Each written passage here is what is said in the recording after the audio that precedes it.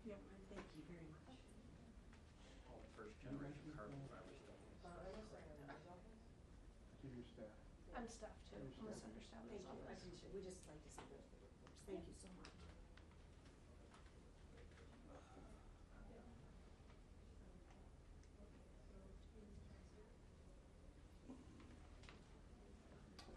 What's up, Bill? Good time? It's getting there. I'm pretty nervous. I have a feeling they're not waiting much. Heads up.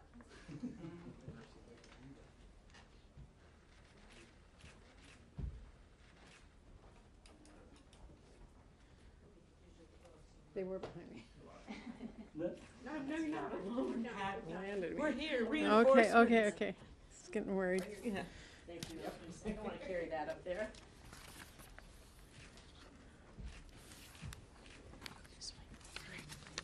All right, so is Debbie here yet? You're here, okay.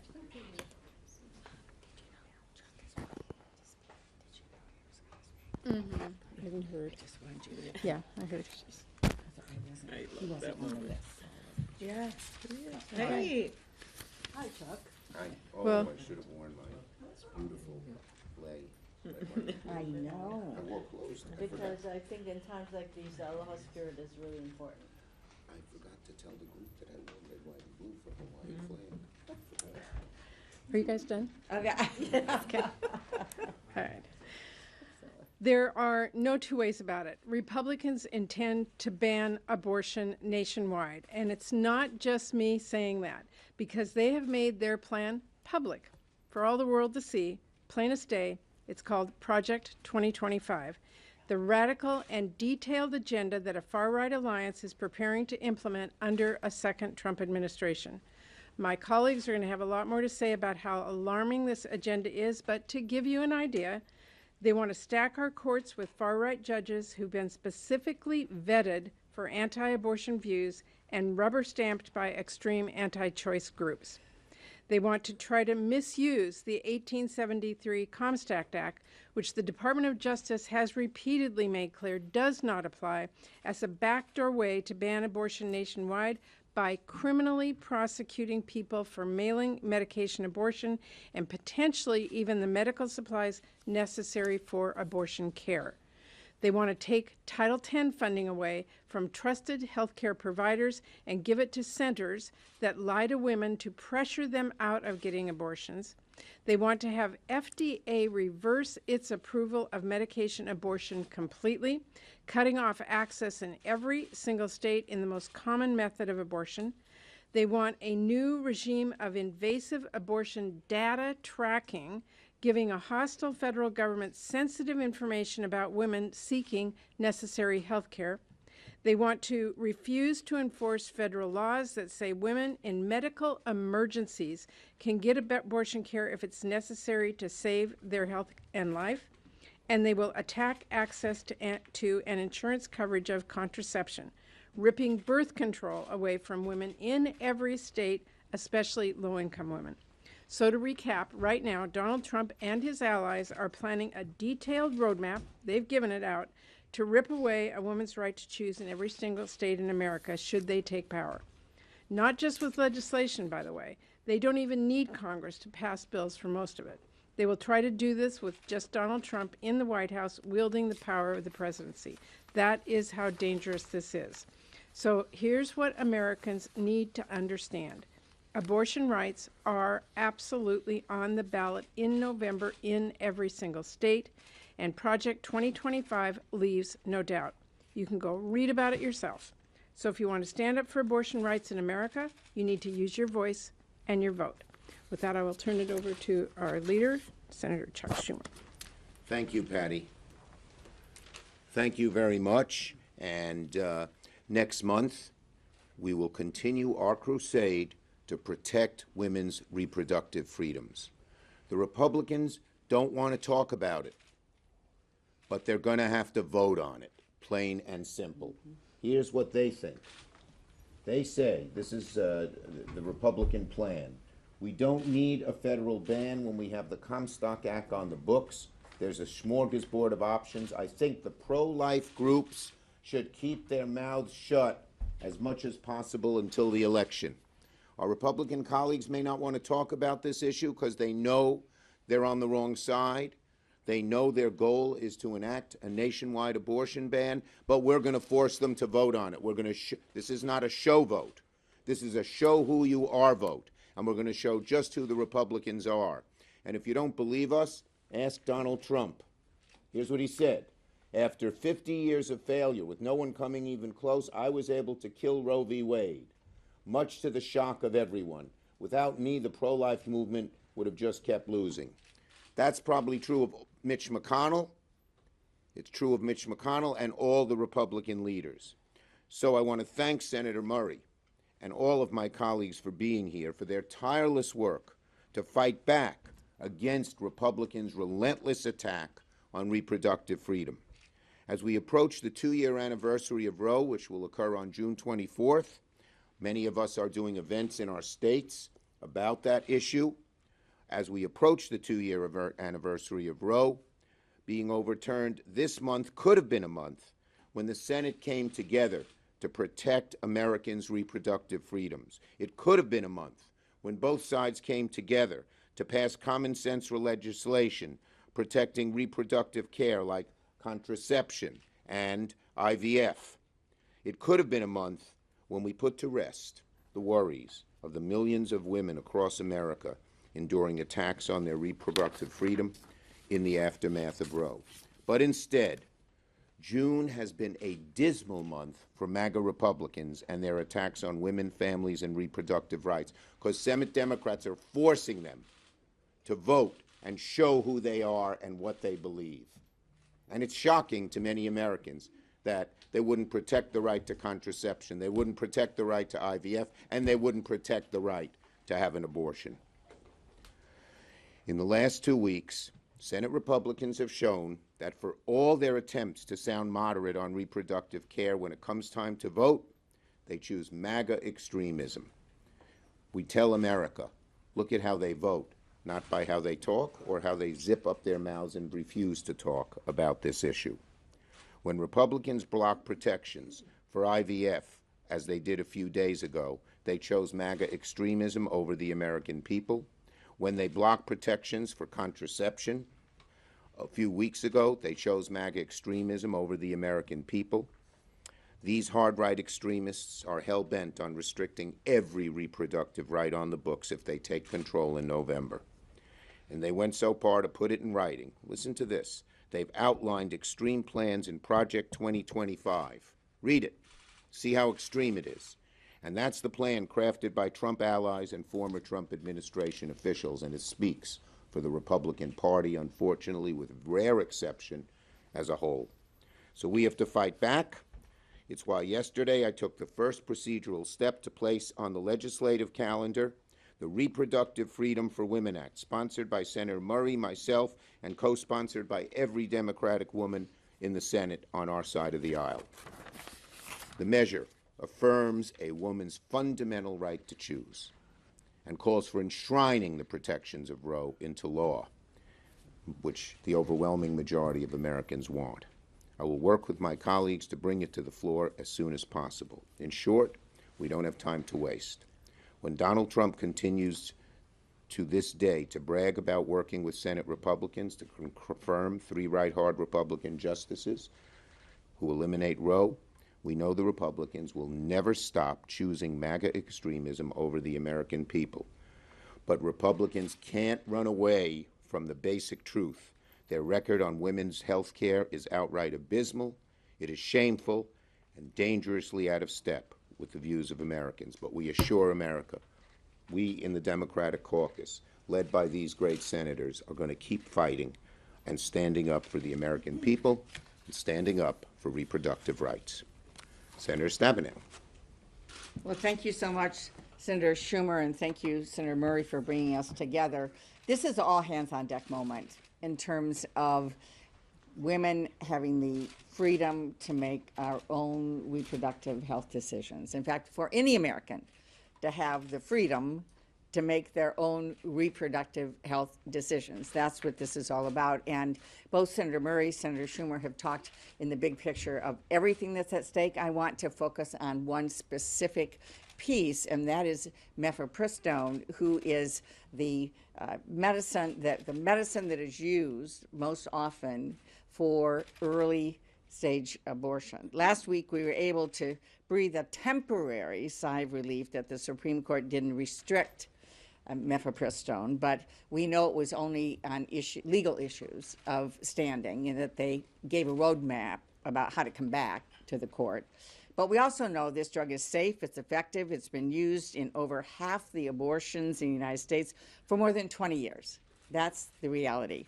It's also used by women suffering from endometriosis, from cancer, from anemia, and miscarriages.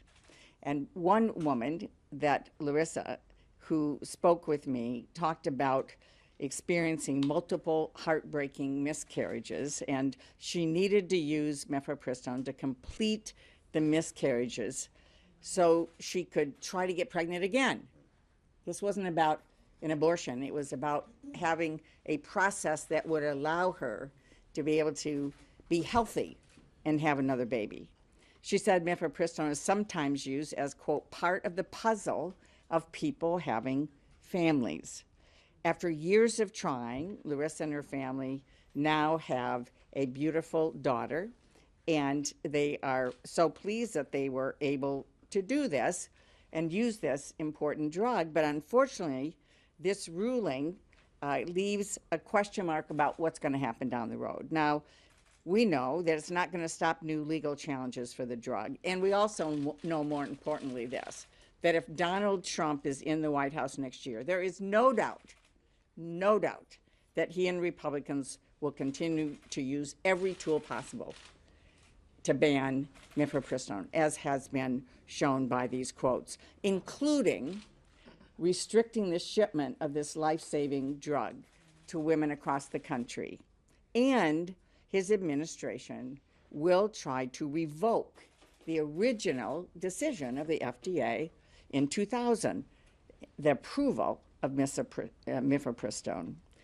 So there's no doubt he's going to continue his assault on all of our reproductive freedoms. And he has said he's proudly the person responsible for ending Roe, proud to put the lives of millions of women at risk, proud to take this freedom away from millions and millions of women.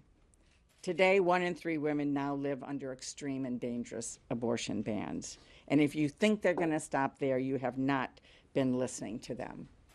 So we are completely committed, working with our president and vice president. We are working every day to defend Americans' freedom to make decisions for themselves, whether it's reproductive health care, whether it's decisions on who they love or where they live or what their futures are going to be.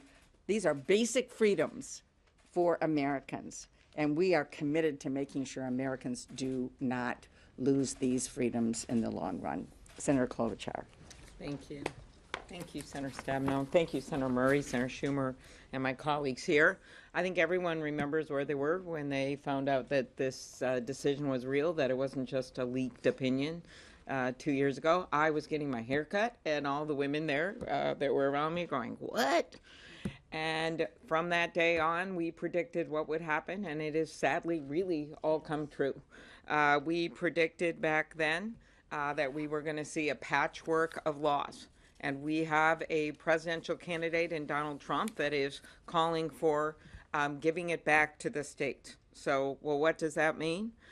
You've got, when you look at what the states are doing, women turned away from emergency rooms, sitting in cars waiting for care, doctors being threatened with prosecutions for doing their jobs, access to fertility treatments at risk. And we thank our colleague, Senator Duckworth, for her leadership on that bill. State by state by state, in all of these states, whereas my colleagues just point out, we have 1/3 of women of reproductive age now living under extreme bans and dangerous bans. That's what's happened.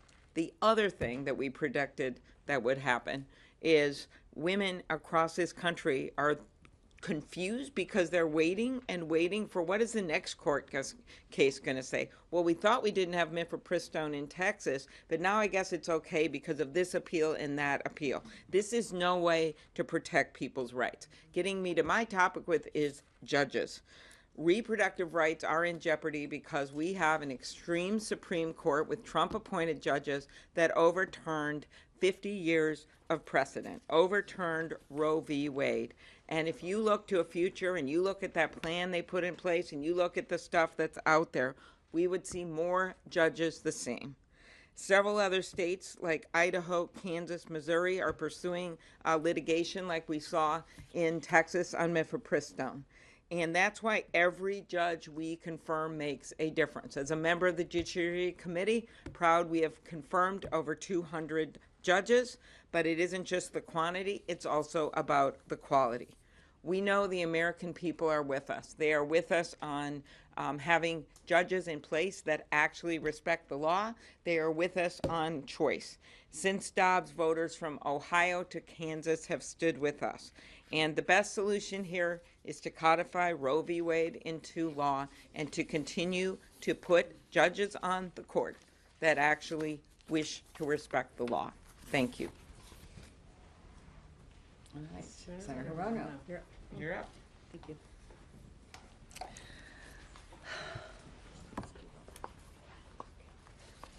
The chaos that was wrought with the decision in Dobbs overturning Roe is really all about gaining power and control over women and our bodies.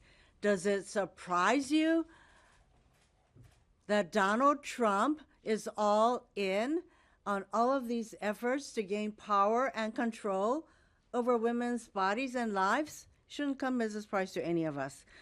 So Dobbs sowed chaos across our country, but it foretold more chaos to come.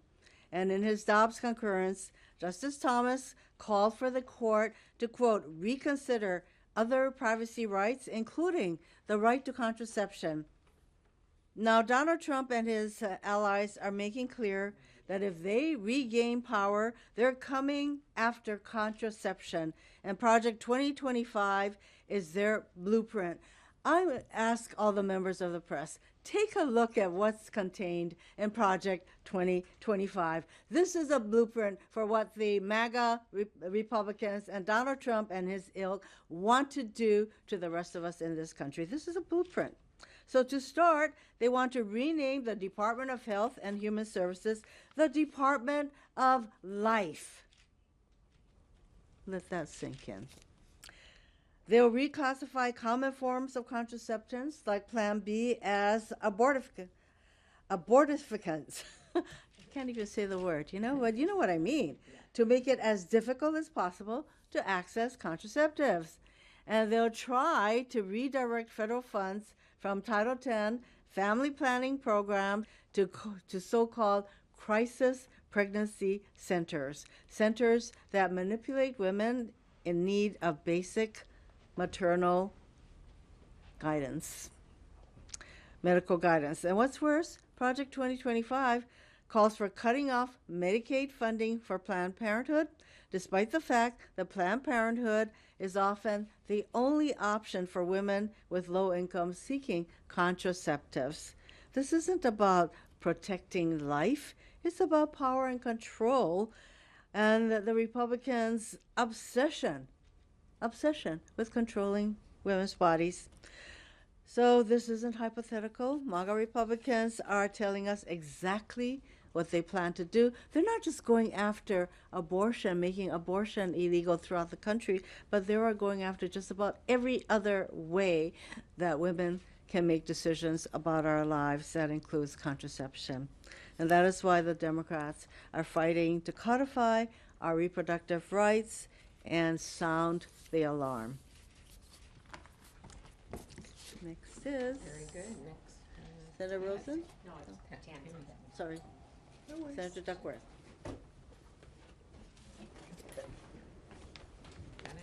Yep. Thank you, Senator Hirono. Hi, everyone.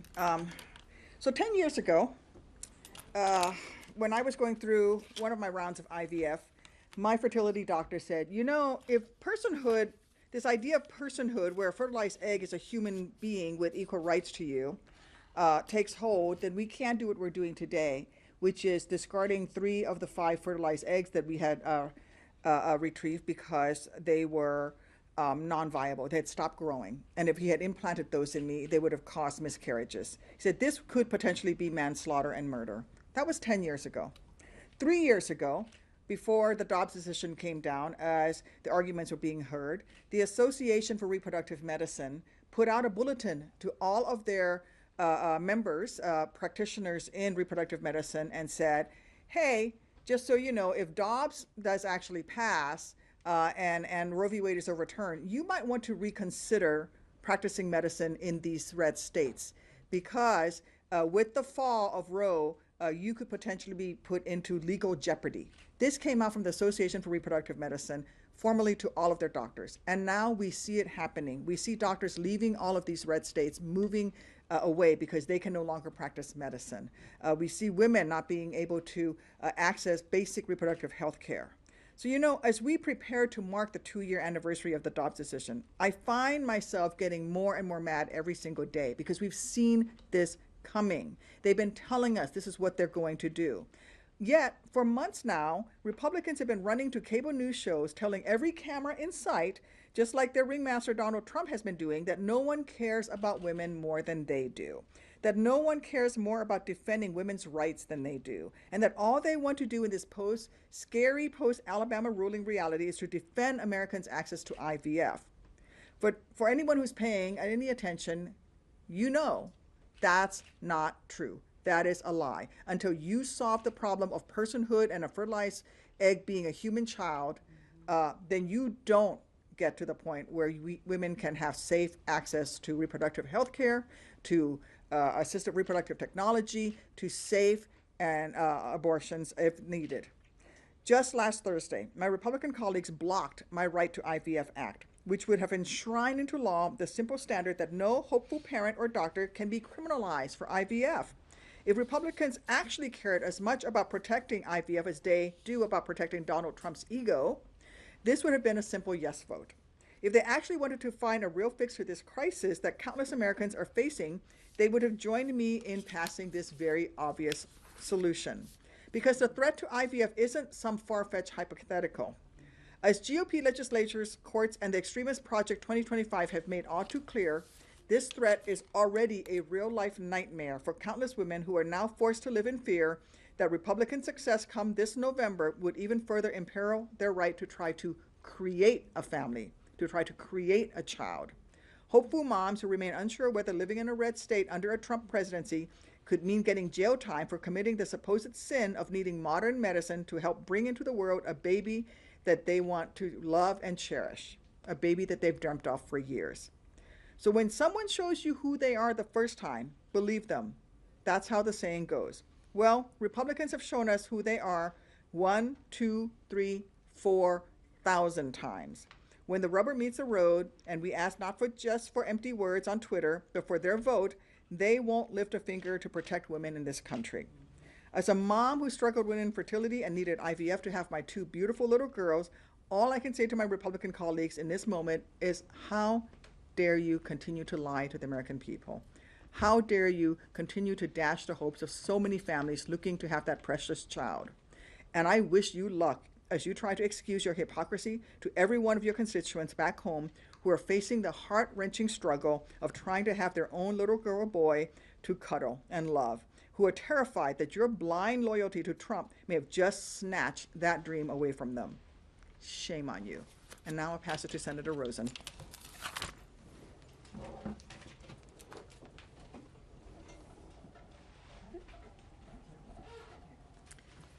Well, I want to thank Senator Murray and all of my colleagues here today for the work that they do on this issue and so many others. But today we're talking about women's fundamental freedom.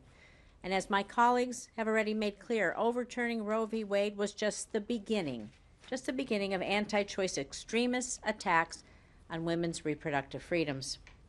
In the last 2 years, we've seen politicians pushing to enact more restrictions on women and their health care, You've heard my colleagues speak about it. Even here in the Senate, a nationwide abortion ban has been introduced by anti-choice Republicans and would severely limit women's reproductive freedom in all states, including a pro-choice state like mine, Nevada. At the same time, we've seen states around the country enact extreme and highly restrictive abortion bans, some even without exceptions for rape or incest. And even when they claim to have exceptions for life of the mother, we know that in practice, this is not the case. The lack of clarity about what constitutes a medical emergency forces doctors today to consult lawyers before they're able to provide care for women whose lives depend on it. In Texas, because of the state's extreme abortion ban, a woman who was going through a miscarriage when she was 4 months pregnant had to wait 24 hours in a hospital. 24 hours in a hospital. She's having a miscarriage. She developed sepsis before she could receive the life-saving care she desperately needed before the doctors had to do their consultation. And sadly, it could get even worse. Right now, anti-choice extremists are attacking the fundamental right for a pregnant woman to receive proper medical care in an emergency. Think about that. They want the Supreme Court to overturn EMTALA, a decades-old federal law that requires all hospitals to provide life-saving care to all patients. It's simple. You go to an emergency room, they have to treat your emergency, including abortion care for women. Emergencies happen all the time. Women will get turned away at the emergency room door. In fact, they're getting turned away now as we speak. And if the Supreme Court overturns this law, make no mistake, women will die. This could be your wife. This could be your daughter, your sister, your mother, your friend. And you never know. You never know when this emergency could happen to somebody that you love. EMTALA saves lives, period. And so this is just another attempt by anti-choice extremists to control women's bodies. Let me be clear. We, all of us here, and our Democratic colleagues, won't let them. We won't let them. Nevadans sent me here to the Senate to fight for them and their rights. In their states, they were sent to fight for the rights of women. And as long as I'm here, as long as we are here, and the Senate Democrats remain in the majority, we will stand up for women's reproductive freedoms and block any attempt to pass a restrictive abortion ban that will hurt women. Senator Murray. Well said. Thank you. Thank you to everyone. We're happy to take a couple questions. Yes. Thank you. So Tina Smith said last week that she plans to introduce a bill to repeal Comstock, which you mentioned at the beginning, in the coming days, was her wording. If such a legislation something that Senate Democrats and leadership would prioritize and potentially bring for a vote? Well, let me make it very clear. Our Department of Justice has made it very clear that Comstock does not apply. I think we're all concerned about what could happen in a Trump administration, but at this point, I've not seen the legislation. We'll obviously review it, but our Department of Justice has said it does not apply. Yes. Senator Murray, you mentioned that some of these agenda items wouldn't even require congressional approval, that the administration Correct. could take unilateral action or change regulations. What are, I guess, some of those issues that you're worried that a Trump White House could enact even in a divided government and kind of? Well, I think pretty much everything we've talked about, if they change the regulations through fiat through making mifepristone illegal, I mean, I can list you all kinds of things, but I will tell you that we aren't going to let that happen. We're going to be here. We're going to fight back. Yes. Thank you. You know, it is very easy to blame another branch for this, especially as we approach the anniversary of this Dobbs ruling. But why weren't Senate Democrats, House Democrats, able to whip enough votes to codify this before this happened? Well, as someone who's been here a long time, fighting for women's rights, I can tell you that every time we said there's a possibility, we need to be ready, I was told, don't worry, Supreme Court will never overturn this. Who told you that? I mean, constantly throughout, priorities and setting up, don't worry, it will. And now we know We know that a Trump administration put judges in place that overturned Roe, and we're here to tell you, never again. We are fighting back. We're looking forward. We're doing everything we can to protect women's rights, and we will be here to block anything that the Trump administration tries to do. But voters need to be aware of that. You might not have the votes to codify Roe into law, but you may have the votes to codify exceptions like rape, incest, woman's life. Is that something you would consider down the road? We are going to, as soon as we get the majority and a Democrat in the White House and a Democratic majority in the House, restore Roe. Yes. So the Trump campaign has put out statements suggesting that Project 2025, the Project 2025 agenda should not be considered official Trump stance. How confident are you that the agenda will become true if he... Well, the Project 25 was written by people who were in a former Trump administration who will likely be in that Trump administration again. It was written by all of the Republicans out there who will be part of that administration. I'm not going to sit back and go, oh, believe Trump. I How don't many know. Republicans have rejected it? Yeah, tell us that. Has a single Republican rejected? And better yet, as a single Republican voted to protect the right to contraception and protect the right to IVF, not one. No. Well, one. Two of them Two. deny Excuse me, contraception. two. Yes. Yep. All right. Thank Slim you all. pickings. Thank you so much. Thanks.